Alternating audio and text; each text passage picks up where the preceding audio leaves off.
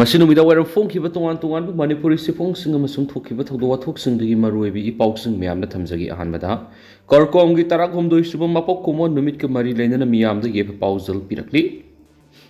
Coordination Committee CorCom gi tarak homdoi suba mapok kumon numit July 9 English singa kun ga mari ningthokaba numit asida Manipur kanglaipak amadi Wesya lamdamda ladibu larhulup amasung miyam khudimakta CorCom na ikai khumdob uchabaga loinana yaipha paojel pijari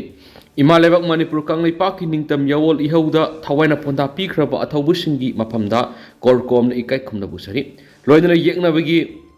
saitheng kya mayukna duna yawol ihau asigidamak lepiriba miyam punamak pusu thagasaba phungdoksabaga loinana miyamna thengnariba awaba kyadasu saruk yadi haina CorCom gi media coordinator gi thaupuriba M sakhena press thokpa sirol amana haidi sirol asina hai Manipur kanglaipak mapung phana ningtamba leiba amani Malem Gyoina Yanaraba Nation State ama oibada sangliba akaknaba ngamkai Definite Territory Miyam Population Manipur Masa Kanglisa Lainga Government amasum ningtamba Sovereignty Mari Asi Sahi lising kya gi mamang nigi leiraklabani Manipur Kanglaipaki ngamkhaidi matamatamgi pankhiba ningthausingi thauba ngambagi matung ina Amukna Southokpa, Amukna Pictionba, Hibishin Manipur Kanglaipak Puari, Liat Namkai Historicals Boundary Oi, British, Myanmar, Manipur Kanglaipak Leba Ohumsi, Lengak Masina Yanaduna, Yadkrava, Aknaba Malem Gitakta Leba, Political Mabasina, Aikogi, Nashigi Iram the Manipur Kanglaipak Oi, Serol Sinahai, Loilam Mapu Ani, British Amasum Indiana Makogi Ahen but me sing Tazilaktuna, Langak Pot Yellow Midigi Masingi Henanava, not Amasum Satna Lonset Loinana, Lining Lambi Maru Ponamutana Honava, Force Essemilinis Lazariva, Laibaki, Laitak Amasum Laikada Libam Hoksagi Lantum, Potoxing, Lautona Honava, Extraction of Resource Amasumakogi Potoki Kaitiloiba, Aikogi Potok Namtavigi Tawong.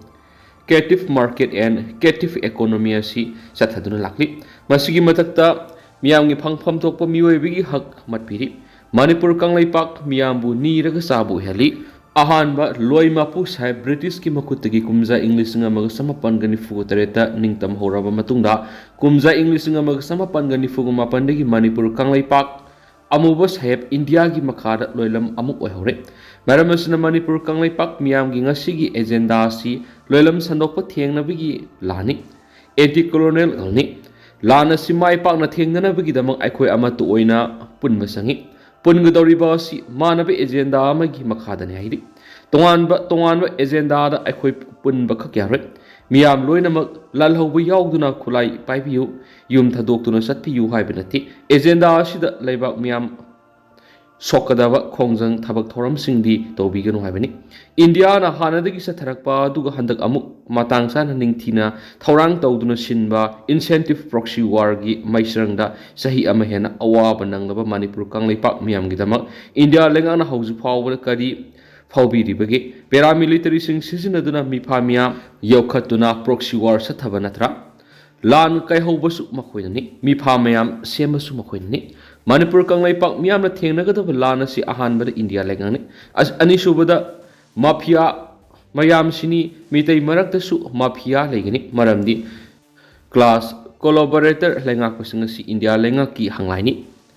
thauri India lengana singlaga sanabani thauri asi tatanaba India lengana tangai fadaba ama oina mafia miyam asi thambani hari serol sinhai loilam sandokpa mai pakna thengna si hairibadi Hairiba Panam Natragana, Pantunga Panabagi the Makta Equipunamak, decolonization process that Minava Tangifadi, Masigi the Mak Equipun Matangifadi, Masigi resourcing a cigar, class collaborator Oeraga, Pathap Sumnam, decolonization process that Lakliba, Mu Emasum loop the Punsi Hairabadi, Punbasiari, Pulavasquiri, Masidi Punbayada, Kunai Webanati, Agenda Mana the beginning. Puningba kanaguma anti-colonialism gi struggle tamge habigi sab yungba phirep laigadaban hari asumna sab manaba agenda asida aikoi punba sangi adu oirabadi aikoi punsin bi yagani punba suma thoktai kanglup amaga punba yadana badi lawi mapuna matam punamakta senduna ta laigani masi khangmina basu sangi ꯑꯩꯈꯣꯏ ꯃꯁꯦꯜ ꯂꯥꯟ ꯇꯧꯅꯗꯨꯅ ꯈꯠꯅ ꯆꯩꯅꯗꯨꯅ ꯂꯩꯔꯕꯗꯤ ꯑꯄꯨꯟꯕꯒꯤ ꯄꯥꯡꯒꯜ ꯁꯥꯒꯠꯄ ꯑꯃꯁꯨꯡ ꯃꯁꯤꯒꯤ ꯃꯄꯥꯡꯒꯜ ꯀꯟꯈ꯭ꯔꯕ ꯏꯁꯇ꯭ꯔꯒꯜ ꯑꯗꯨ ꯇꯞꯅ ꯇꯞꯅ ꯃꯥꯡꯈꯤꯒꯅꯤ ꯑꯗꯨ ꯑꯣꯏꯔꯕꯗꯤ ꯇꯣꯡꯖꯔꯤꯕꯗꯤ ꯂꯣꯏ ꯃꯄꯨꯅꯤ ꯃꯤꯌꯥꯝꯕꯨꯅ ꯃꯈꯣꯏꯅ ꯊꯥꯛꯄ ꯂꯥꯡꯗꯨꯅ ꯊꯨꯍꯟꯕꯅꯤ ꯍꯥꯏꯗꯤ ꯃꯊꯪ ꯃꯈꯥ ꯆꯠꯊꯔꯛꯄ ꯑꯣꯏꯅ ꯑꯇꯣꯞꯄ ꯄꯥꯎ ꯑꯃꯅ ꯁꯦꯛ ꯑब्ꯗꯨꯜ ꯍꯀꯤꯝꯅ ꯍꯂꯥꯜ ꯐꯥꯏꯅꯥꯟꯁꯀ ꯃꯔꯤ ꯂꯩꯅꯍꯟꯗꯨꯅ ꯄ꯭ꯔꯦꯁ ꯀꯟꯐꯔꯦꯟꯁ ꯇꯧꯕ ꯃꯤꯇꯤꯡ ꯇꯧꯕꯗ ꯀꯣꯟꯅ ꯑꯊꯤꯡꯕ ꯊꯝꯖꯤꯟꯈ꯭ꯔꯦ ꯁꯦꯛ ꯑब्ꯗꯨꯜ ꯍꯀꯤꯝꯕꯨ ꯍꯂꯥꯜ ꯐꯥꯏꯅꯥꯟꯁꯀ ꯃꯔꯤ ꯂꯩꯅꯍꯟꯗꯨꯅ ꯄ꯭ꯔꯦꯁ ꯀꯟꯐꯔꯦꯟꯁ ꯇꯧꯕ ꯃꯤꯇꯤꯡ ꯇꯧꯕ print electronic social media local ꯗꯦꯜꯂꯤꯗ ꯄꯥꯎ ꯐꯣꯡꯕ ꯀꯣꯟꯅ ꯑꯊꯤꯡꯕ ꯊꯝꯈ꯭ꯔꯦ ꯁꯤꯚꯤꯜ ꯖꯁ ꯁꯦꯅꯤꯌꯔ ꯗꯤꯚꯤꯖꯟ ꯏꯝꯐꯥꯜ ꯏꯁꯀꯤ ꯀꯣꯔꯠꯇ ꯁꯦꯛ ꯑब्ꯗꯨꯜ ꯍꯀꯤꯝꯅ ꯊꯥꯔꯛꯈꯤꯕ ꯗꯤꯃꯥꯟ ꯁ꯭ꯋꯤꯠ ꯅꯝꯕꯔ 23 ꯑꯣꯐ 2024ꯒꯤ ꯃꯈꯥ ꯆꯠꯊꯔꯛꯄ ꯑꯣꯏꯅ ꯊꯥꯔꯛꯈꯤꯕ ꯖꯨꯗꯜ ꯃꯥꯏ case number 349 of 2024 under Order 39 Rules 1, 2 amadi 3 gi makada interim ex parte temporary injunction piduna press conference toba local daily print amadi electronic social media na singba amadi meeting sing toba thingnaba hairakiba case adugi fifth and circumstancing nainaraba matung civil judge senior division Imphal East na ngasi tang taruk tha taret English ngani kunga marida pihiba rai amana temporary ex parte temporary injunction piduna Sheikh Abdul Hakim bu halal finance ke mari leinhanduna press conference na singbada athingba thamkhre hari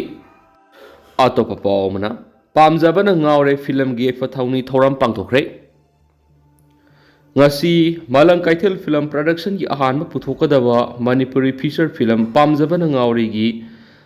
yaipha thauni thoram pangthokre film pura Manipur gi chairman Laimayum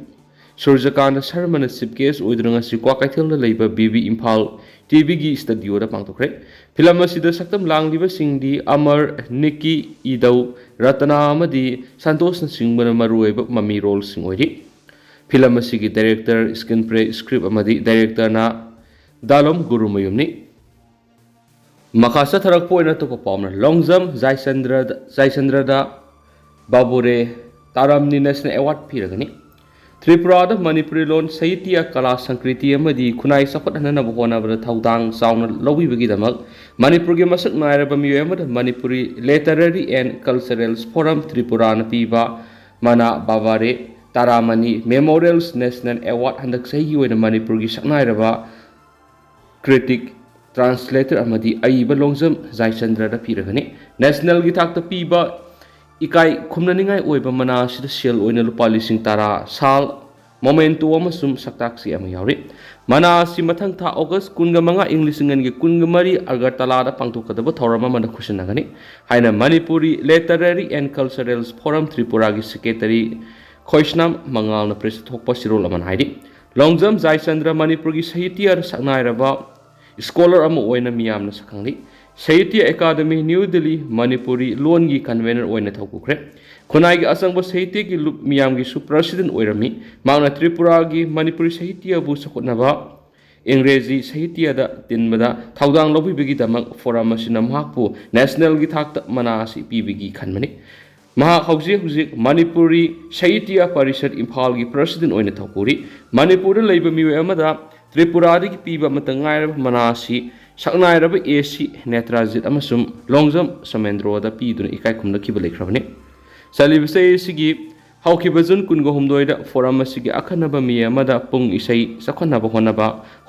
honada thaudang sauna pangthokpi bikidamak saknairaba Maitham Khetramni Singhada Lifetime Achievement Award 2024 piyo loinana jagoi isagi lamda nauna masin tumna hagolagliba ningombam asa singa jagoi amasum mayengbam Pradyot Singa Sahitya Tripuragi Nauribanida Khoisnam Bangabir Memorials Young Talents Award 2024 pinabagi damak kankhre hairiba thauramasi handak sahi Tripura Board ki makhada metric amadi higher secondary parikya da khwaidigi number 1 na fangba Tripuragi Manipuri Mahiru anida sahi sigi oina khaidem ningol sagol sim ongbi asaubi devi ningsing sel gi manapi duna puning thogat pahaina lemna khre hari